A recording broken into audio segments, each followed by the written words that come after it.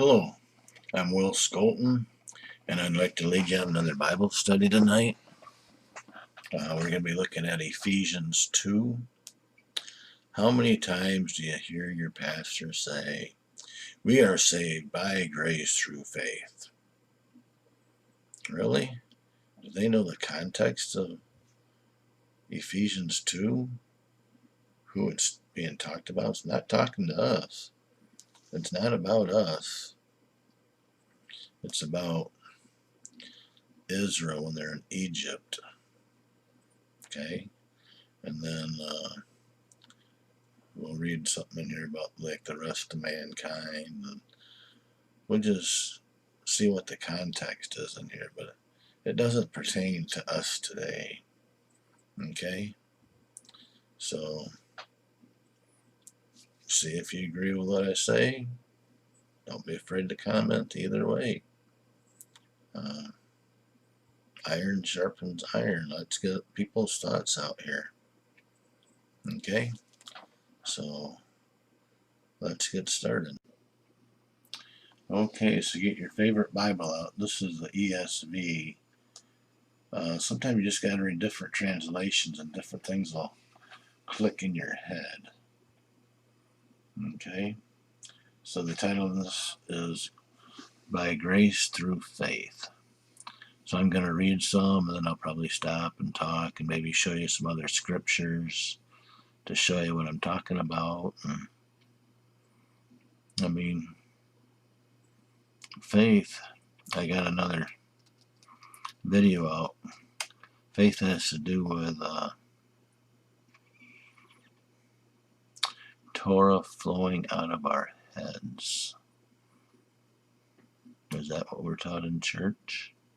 No. I'll try to leave a link to that in the comment section. I'll see if I can find it.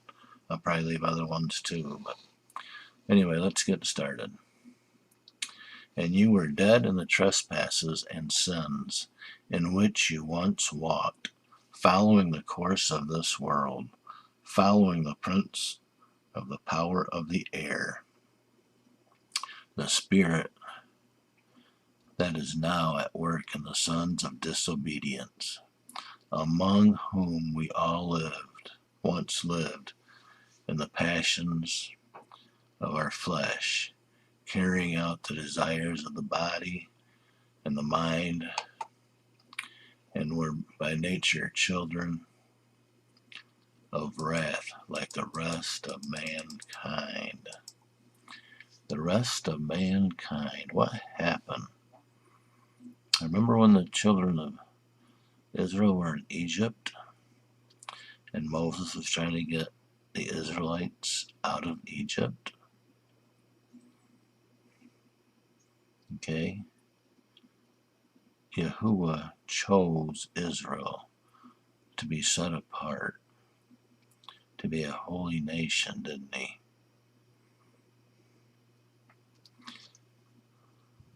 So let's look at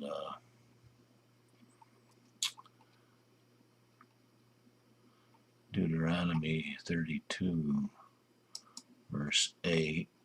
I'm just going to hold it over here. And by all means, get your own Bibles and read for yourself. This is the correct correct translation, by the way, because some Bibles will say sons of Israel and sons of Jacob, but there's only, Jacob and Israel are one and the same. You'll see what I'm talking about in just a second. Okay. Verse 8, this is Deuteronomy 32.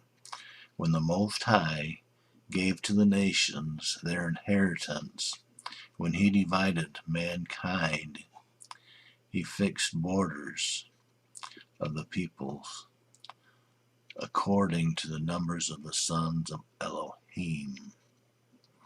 Okay. Some say sons of Israel, but like I said, that can't be, because verse 9 says, but Yahuwah's portion is his people. Jacob, his allotted inheritance.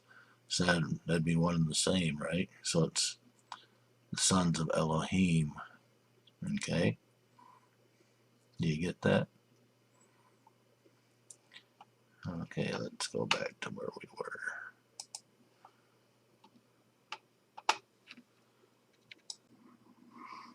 Okay, are you with me so far? Okay.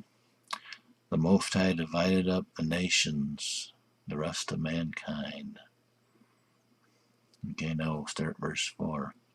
But Elohim, being rich in mercy, because of the great love with which he loved us, even when we were dead in our trespasses, made us alive together with Yeshua. By grace you have been saved, and raised up with him, and have been seated with him in the heavenly places in Yahusha,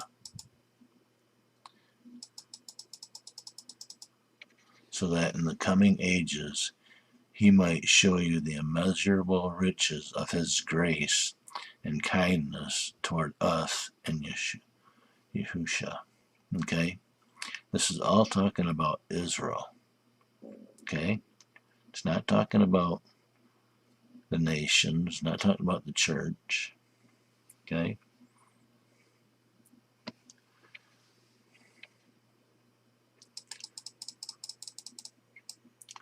For by grace you have been saved through faith. And this is not of your own doing, it is a gift from Yahuwah, not a result of works, so that no one may boast. This part had me hung up for a while. But I was talking to my wife last night, and then it dawned on me. Not a result of works. Okay, this is another reason why I'm saying this has to do with when they left Egypt, because it was through grace that he took them out of Egypt. Okay, he took all of them. Okay, not a result of any works that they had done, so that any of them would boast.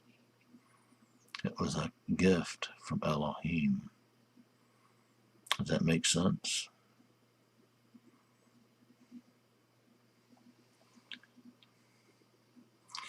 And then in faith, they had to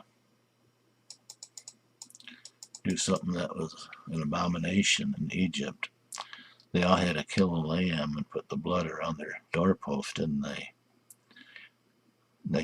The Egyptians could have killed them for doing that. So that was a step of faith too. For we are his workmanship, created in Yahusha for good works. Okay? That's what was messing me up, is up here it says not a result of works, but then for good works. Well, it's because it wasn't a result of any work they had done when they left Egypt. They all were the same. Which Yahuwah prepared beforehand. What would Yahuwah have prepared beforehand? That we should walk in them. How about the covenant? The Torah. Oh boy. Now the church is going to be stepping on some toes here, won't they? Which Yahuwah prepared beforehand. And I got another study too that'll prove that Adam and Eve had everything that's in the Torah too when they sinned, because they knew the difference between good and evil, didn't they? I'll try to put that in the comments too.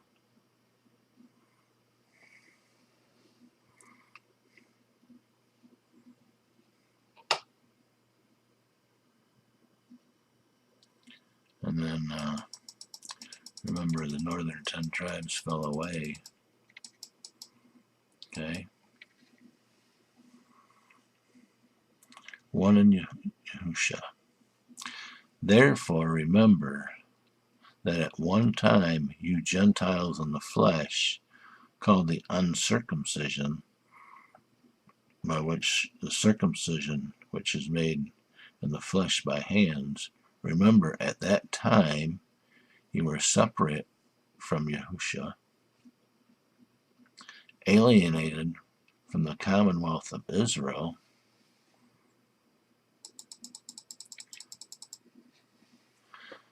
strangers to the covenants of promise, having no hope and without Yahuwah in the world. Okay? Read the book of Hosea. That'll shed some light on this for you too. Okay? It's talking about Israel and Judah. Okay? This is Israel. They were like the prodigal son. I mean, they left. They were bad. Verse 13. Let me scroll up a little bit. But now in Yahusha, you who were once far off, that'd be the northern 10 tribes, have been brought near by the blood of Yeshua. For he himself is our peace, who has made us both one, and has broken down in his flesh the dividing wall of hostility. Remember, Israel and Judah were very hostile toward each other. Okay? One was sided with Syria and one was sided with Assyria. And they didn't like each other. Verse 15. By abolishing the law of commandments expressed in their ordinances, that he might create in himself one new man in place of the two, so making peace. Okay? We're going to look at this just a sec. Okay? So here we're in verse 15. Okay? By abolishing the law. Okay, I clicked on abolishing. The sentence means to inactivate. Why would he inactivate the law? Let's look at Romans 2 a minute. I'm sorry, I said Romans 2, but I meant Romans 7. Okay? Released from the law. Or do you not know, brothers, that I am speaking to those who know the law, that the law is binding to a person only as long as he lives? For a married woman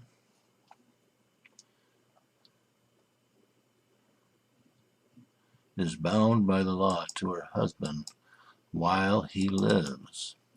But if her husband dies, she is released from the law of marriage. Accordingly, she will be called an adulteress if she lives with another man while her husband is alive. But if her husband dies, she is free from that law. And if she marries another, she is not an adulteress. Likewise, brothers, you also have died to the law through the body of Yahusha, so that you may belong to another, to him who has been raised from the dead, in order that we may bear fruit to Yahuwah. For while we were living in the flesh, our sinful passions, aroused by the law, were at work in our members to bear fruit for death. But now we are released from the law, having died to that which held us captive, so that we may serve in the new way of the Spirit, and not in the old way of the written code.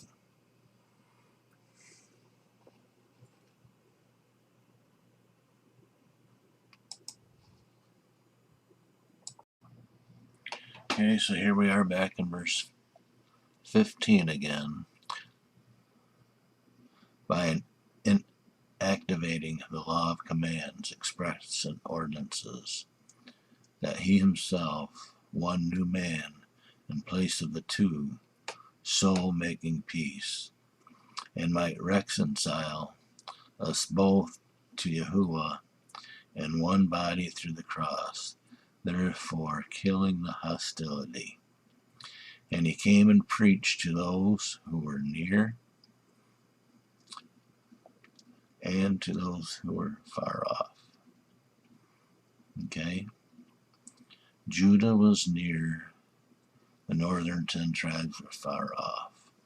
For through him we both have access in one spirit to the Father. So then you are no longer strangers and aliens, but you are fellow citizens with the saints and members of the household of Yahuwah,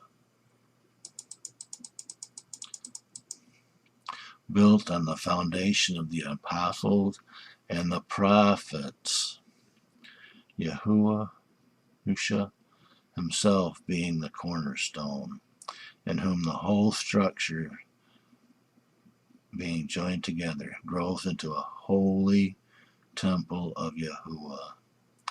In him you also are being built together into a dwelling place for Yahuwah by the Spirit. Okay? Does that make sense to you? It makes a lot of sense to me because, hey, I mean, Paul knew the Torah and the Old Testament better than anybody, so he knew about the Exodus and about the 10 northern tribes being divorced. And how can the Most High receive those who are divorced? Okay, something had to die, right? The husband had to die to let the bride marry again. So please comment. Let me know what you think. Thank you.